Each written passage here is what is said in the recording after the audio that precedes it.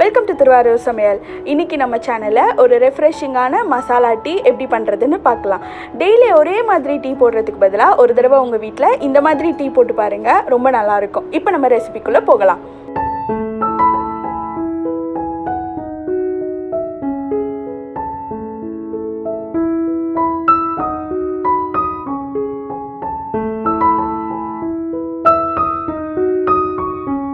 மசாலாவுக்கு ஒரு சின்ன சைஸ் பட்டை, 2 கிராம்பு, 2 ஏலக்காய், 5-6 மிளகு சேர்த்து நல்லா பவுடர் பண்ணிக்கோங்க.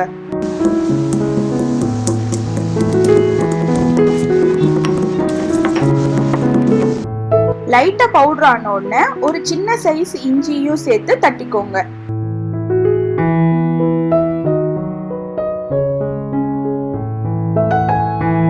இப்ப டீ ரெடி பண்றதுக்கு ஃபர்ஸ்ட் ஒரு பாத்திரத்துல நான் 1.5 கப் தண்ணி சேர்த்துக்கிறேன்.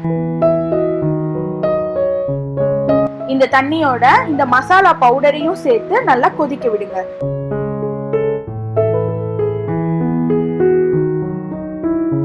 நல்லா கொதி வந்ததுக்கு அப்புறம் 1 டேபிள் ஸ்பூன் டீ தூள் சேர்த்துக்கோங்க. 3 மினிட்ஸ் நல்லா கொதிக்க விடுங்க.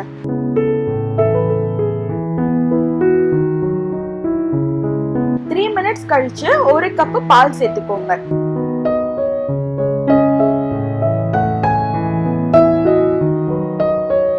இப்ப பால் நல்லா கொதி வரட்டும். அப்பதான் நம்ம சேர்த்திருக்க மசாலாவோட ஃப்ளேவர் இந்த பால்ல நல்லா இறங்கும்.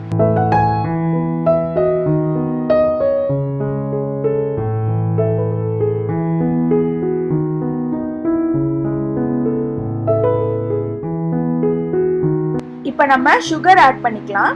நான் 3 டீஸ்பூன் சுகர் யூஸ் பண்றேன். உங்களோட டேஸ்ட்டுக்கு ஏத்த மாதிரி இதை நீங்க அட்ஜஸ்ட் பண்ணிக்கோங்க. சுகர் சேர்த்துட்டு நல்லா ஒரு மிக்ஸ் பண்ணி விட்டுட்டு ஒரு 1 மினிட் கொதிச்சா போதும். அதுக்கப்புறம் நம்ம ஆஃப் பண்ணிடலாம். ஹெல்தியான மசாலா டீ ரெடி ஆயாச்சு.